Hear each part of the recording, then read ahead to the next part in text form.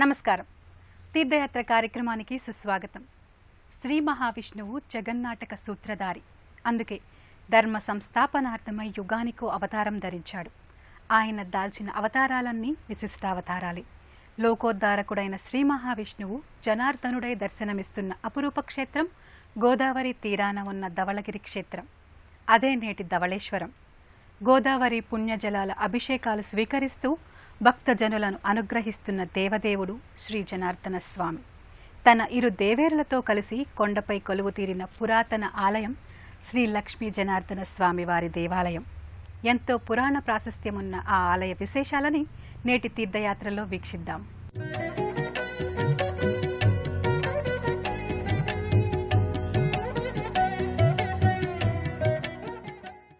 జగాలనేలే జగన్నాటక సూత్రధారి జగదానంద కారకుడై జనార్దన స్వామిగా స్వయంభువుడై వెలసిన క్షేత్రం ధవళేశ్వరం.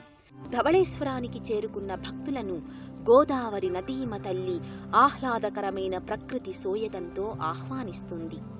పర్యాటక క్షేత్రంగా కూడా భాసిల్లే ఈ ధవళేశ్వరానికి గోదావరి ఏటి ప్రయాణం భక్తుల మదిలో చెరగని ముద్ర వేస్తుంది. గోదావరి ప్రవహించినంత మేర ఒక్కో రేవు ఒక్కో అందచందాలతో యాత్రికులకు కనువిందు చేస్తుంది. ఈ ధవళేశ్వర ఒడ్డు నుంచి చూసిన వారికి పచ్చని పావడా ధరించిన కన్నెల నిండు గోదావరి హొయలుపోతూ పరవశింపచేస్తుంది. జనార్దన స్వామి కోవెల మండపం ఆవరణ నుంచి చూసే భక్తజనులకు ఇటువో పవిత్ర స్థలికి తీర్థయాత్రికులమయ్యామని, అటువో సుందర ప్రకృతి అందాలను తిలకించవచ్చిన పర్యాటకులమయ్యామనే అనుభూతి జంటగా దక్కుతుంది.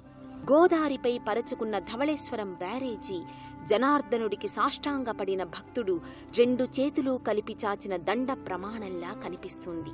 గోదావరి ఒడ్డున రామపాదాల రేవు నుంచి కొండమీది జనార్దనస్వామి ఆలయానికి మెట్ల మార్గం మీద పైకి చేరుకోగాని ఏక కలశంపై సుదర్శన చక్రంతో భాసిల్లుతున్న ఆలయ విమాన శిఖరం కనిపిస్తుంది. మెట్ల మార్గం అవగాని స్వాగత ద్వారంలా ఉన్న ఆర్చిపైన పాల కడలిలో శేషశయనుడైన విష్ణువు పరివారం శిల్పరూపంలో అగుపిస్తుంది. ఆవరణలోకి ప్రవేశించిన భక్తజనం విశాలమైన లోగిలిలోకి అడుగిలినట్లనిపిస్తుంది. ఆలయం, ముఖమంటపం, ధ్వజస్తంభం ఓ ఆధ్యాత్మిక లోగిలి కళ్ల ముందు ప్రత్యక్షమవుతుంది. ధ్వజస్తంభానికి కింద భాగాన ఉన్న ఓ చిరుమందిరం సైతం భగవత్ సన్నిధిగా అలరారుతూ ఉంటుంది. ముఖమంటపం పై భాగాన సీతారామ లక్ష్మణ ఆంజనేయ మూర్తులు వర్ణరంజితంగా కనిపిస్తాయి. స్వామివారు వేంచేసియున్న గర్భాలయ విమాన శిఖరంపై పలు దేవదేవుళ్ల అవతార విశేషాలు శిల్పితమై ఉంటాయి. జంట సింహ ప్రతిమలు శిఖరమూలల్లో అలంకృతమై ఉంటాయి. శేషతల్పంపై శయనించిన విష్ణువు, ఆయనను సేవిస్తున్న ఇరు దేవేరుల ప్రతిమ బహు ఆకర్షణీయంగా ఉంటుంది. విమాన గోపుర శీర్షభాగాన ఏకకలశం, దాని పైభాగాన సుదర్శన శ్రీచక్రతాళ్వారు ప్రతిబింబం అలరారుతూ ఆలయ ఆగమ నియమాన్ని ప్రకటిస్తూ ఉంటుంది. ఆలయ ముఖమంటపం భక్తులతో, పురాణ ప్రవచనాలను తాదాత్మ్యతతో వినే శ్రోతలతో కళకళలాడుతూ ఉంటుంది. ఆలయం చుట్టూ ప్రదక్షిణలు గావించిన భక్తులు గర్భాలయంలో కొలువైన జనార్దన స్వామిని దర్శించుకోవడానికి సంసిద్ధులవుతారు. శ్రీ మహావిష్ణువు నారాయణుడిగానే కాక జనార్దనుడిగా స్వయం వ్యక్తమైన స్వామిగా ఈ ఆలయ గర్భాలయంలో దర్శనాన్ని అనుగ్రహిస్తున్నాడు. తన ఇరు దేవేరులతో సహా కళ్యాణ దాముడిగా దర్శనమిచ్చే జనార్దన అవతారాన్ని కనులారా చూసి పునీతులమవుదాం. నవ జనార్దనుల్లో మొట్టమొదటి జనార్దనుడు కొలువు తీరిన గర్భాలయ దర్శనం అపూర్వం. కృతయుగంనాటి ఈ ఆలయ గర్భాలయ మూల విరాట్టు సందర్శనం అపురూపం. శ్రీ మహావిష్ణువుకి చెందిన పలు నామాలలో జనార్దన నామధేయ దైవం తన ఇరువురు సతులతో సహా దర్శన భాగ్యాన్ని అనుగ్రహిస్తున్నాడు. కృష్ణశిలలో సర్వాభరణయుక్తంగా శోభనాచలపతిగా గోచరమవుతున్నాడు. రజిత లోహతోరణం కింద బంతులు, చేమంతులు, నానావిధ పుష్పాల గజమాలలతో సుశోభితుడై కనిపిస్తూ భక్త జనరంజకం కావిస్తున్నాడు. తిరునామం తీర్చిదిద్దిన నయనాలతో చూడచక్కని రూపుతో అలరిస్తారు. చెంతనున్న శ్రీలక్ష్మీ భూదేవులు సైతం నానావిధ అలంకృతలై నయన మనోహరంగా కనిపిస్తారు. మూలవరులకు స్నపన ఉత్సవ బేరాలకు అర్చనాది నీరాజనాలు ఇచ్చి ఆ హారతిని భక్తులకు అందచేస్తారు. తీర్థప్రసాదాలను శటకోప ఆశీర్వచనాలను వసంగి ఆలయ సందర్శనా ఫలాన్ని అందచేస్తారు. గర్భాలయ మూలవిరాట్ దర్శనం చేసుకున్న భక్తులు స్వామివారితో పాటు కొలువుదీరిన ఇరు దేవేరులను దర్శించుకొని తన్మయులవుతారు. అయినప్పటికీ శ్రీ లక్ష్మీ అమ్మవారు మరో రూపంలో శ్రీ మహాలక్ష్మి ఆండాళ్గా మరో మందిరంలో కొలువుదీరి ఉన్నారు. ఇదే ఆలయ ప్రాంగణంలో అలరారుతున్న ఆ మహాలక్ష్మి అమ్మవారిని భక్తజనం దర్శించి అర్చించుకుంటున్నారు. గర్భాలయానికి మరోవైపున ఉన్న ఉపాలయంలో శ్రీ మహాలక్ష్మి ఆండాళ్ అమ్మవారు దర్శనమిస్తారు. గర్భాలయ మూర్తిగా నల్లరాతి శిల్పంగా మనోహరమైన ఆకృతితో అమ్మవారు భక్తులకు దర్శనమిస్తారు. ఆసీన భంగిమలో ఉన్న శ్రీ మహాలక్ష్మి ఆండాళ్ ముక్కుకి ముక్కెర నత్తుల సింగారంలో కుందనపు బొమ్మల గోచరమవుతుంది.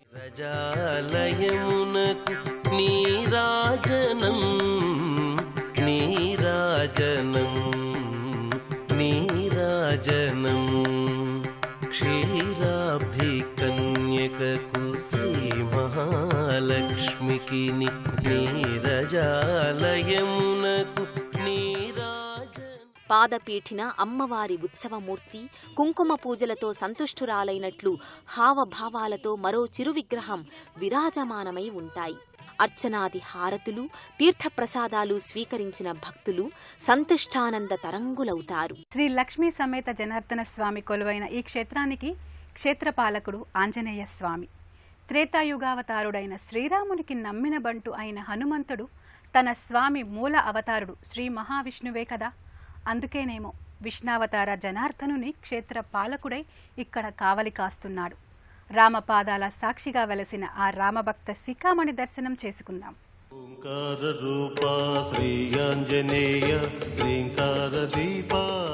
ప్రధాన ఆలయానికి కుడివైపున ఉన్న ప్రత్యేక మందిరమే క్షేత్రపాలకుడైన ఆంజనేయుని మందిరం. తమ ఇష్టదైవమైన జనార్దన స్వామి క్షేత్రానికి పాలకుడైన ఆంజనేయుణ్ణి కూడా భక్తులు విధిగా దర్శనం చేసుకుంటారు.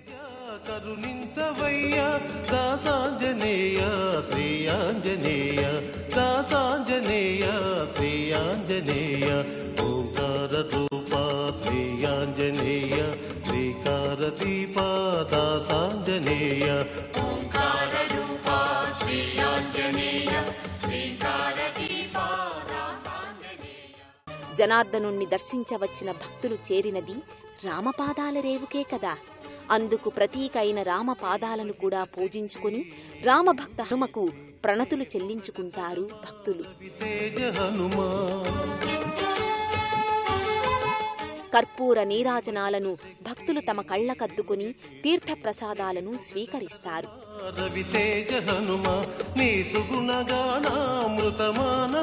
వైఖానస సంప్రదాయ అనుయాయి అయిన ఆలయ లోగిలిలో తప్పనిసరిగా ఉండే స్వాములు ఆళ్వార్ స్వాములు. చిరు విగ్రహ రూపాలలో ధవళ వస్త్రాలంకృతులైన ఆళ్వార్లు ఓ ప్రత్యేక మందిరంలో ఉంటారు. పురాణాల్లో సైతం ధవళగిరిగా పేర్కొన్న ఈ ధవళేశ్వరం ఓ పుణ్యక్షేత్రం. గోదావరి నది తీరం అవ్వటమే కాక గోదావరి జలాలు అన్నప్రసాదాన్ని పండించే పొలాలకు నీరందించే ఆనకట్టు నిర్మాణంతో ఇది మరింత ప్రసిద్ధి చెందింది. ఎంతో పురాణ ప్రాశస్త్యమే కాక మరెంతో సామాజిక ప్రయోజనంతో కూడిన ఈ క్షేత్రానికి క్షేత్రేశ్వరుడిగా శ్రీ అగస్తేశ్వరుడు పూజలందుకుంటున్నారు. ధవళేశ్వరానికి వచ్చే తీర్థయాత్రికులు తప్పనిసరిగా దర్శించే అగస్తేశ్వరుణ్ణి మనము దర్శించుకుందాం. ధవళేశ్వర క్షేత్రేశ్వరుడు శ్రీ అగస్త్యేశ్వరుడు గోదావరి తీరాన్నే తన ఆవాసంగా చేసుకుని గోదావరి జలాభిషేకాలతో అలరారుతున్న అగస్త్యేశ్వరుడు బాలా త్రిపుర సుందరి సమేతంగా విరాజిల్లుతున్నాడు.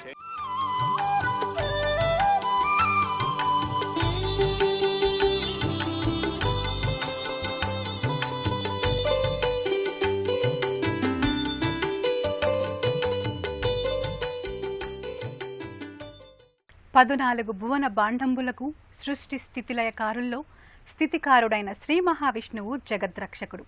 విష్ణుమూర్తి ఎత్తిన అవతారాలలో మనకు సుపరిచితమైన దశావతారాలు మాత్రమేగాక సహస్ర నామాలతో ఆ జగదానందకారకుడు కొలవబడుతున్నాడు. ఈ కలియుగంలో వెంకటేశ్వరుడుగాను, ద్వాపరయుగంలో శ్రీకృష్ణ భగవానుడుగాను, త్రేతాయుగంలో శ్రీరామచంద్రమూర్తిగాను చరించినటువంటి శ్రీ మహావిష్ణుమూర్తి కృతయుగానికి సత్యయుగానికి జనార్దనుడిగా స్వామి చరించారు. ఈ గిరి ధవళగిరి. వేదగిరి ఉన్నది కాబట్టి వేదగిరి అని, జనార్దన అవతారం ఎత్తి గిరి ఉన్నారు కాబట్టి స్వామి జనార్దనగిరి అనేటువంటి ఈ కొండకి 3 నామాంతరాలుగా పిలువబడుతూ ఉంటుంది. త్రేతాయుగంలో శ్రీరామచంద్రమూర్తి వారు కూడా స్వామిని దర్శించుకున్నట్లుగా మనకు స్థల పురాణం చెప్పబడుతుంది. ఎక్కడైనా సరే కళ్యాణోత్సవం అనంతరం స్వామివారి ఊరేగుతూ అంటారు, కానీ ఈ ధవళేశ్వరంలో ఈ స్వామివారి రథోత్సవం అనంతరం స్వామివారి కళ్యాణం జరుగుతుంది. ఇది భీష్మ ఏకాదశి రోజు నుంచి మాఘశుద్ధ పౌర్ణమి వరకు కూడా పాంచార్నిక దీక్షతో వైగాన సాగమ శాస్త్రానుసారంగా ఈ స్వామివారి విశేష ఉత్సవాలన్నీ కూడా జరిపించబడతాయి. ఈ క్షేత్రానికి శ్రీరామచంద్రమూర్తి వారు క్షేత్రపాలకుడిగా ఆంజనేయ స్వామివారు నియమించారు. ఆనాటి నుంచి ఈ క్షేత్రం రామపాద క్షేత్రంగా పేరుందన్నమాట. ఈ స్వామివారిని దర్శించుకునేటువంటి భక్తులందరికీ కూడా మనసులో ఉండేటువంటి కోరికలన్నీ నెరవేరి స్వామివారి అనుగ్రహాన్ని పొందవలసిందిగా కోరు. ఆలయాన్ని దర్శించడం ఒక ఎత్తే అయితే ఆ ఆలయ స్వామివారి పల్లకీ సేవలో స్వయంగా పాల్గొనడం, ఊరేగింపుగా వెళ్లగలగడం మరెంతో మహద్భాగ్యంగా భావిస్తారు. జనార్దనుడు నిజంగానే పల్లకిలో ఉన్నట్టు, తాము ఆ పల్లకి పక్కనే నడుస్తున్నామన్న అనుభూతి భక్తులందరికీ కలుగుతుంది. గ్రామోత్సవల్లా బయలుదేరిన స్వామివారి పల్లకి ఊరేగింపు ప్రతి ఇంటి ముంగిట ఆగి ఆ ఇంటి వారి పూజలు, హారతులు అందుకుంటుంది. నవ జనార్దనుల్లో మొదటి జనార్దనుని క్షేత్రాన్ని దర్శించగలగడంతో తమ జన్మ సార్థకమయ్యిందని తీర్థయాత్రికులు సంతృప్త హృదయులై జై లక్ష్మీ జనార్దన పరబ్రహ్మణే నమః అని ప్రణతులు చెల్లిస్తూ తిరిగి వెళతారు. శ్రీ మహావిష్ణువు జగదానందకారకుడు, జగాలన్నింటా జనాలను కాచే జగద్రక్షకుడు. ఈ క్షేత్రంలో జనార్దన స్వామిగా ఆవిర్భవించాడు. ధవళేశ్వరంలో శ్రీ లక్ష్మీ సమేతంగా కొలువైన ఆ జనార్దనుని కరుణారసామృతం గోదావరి జలాల వలె సమృద్ధిగా మనందరకు నిరంతరం దక్కాలని కోరుకుందాం.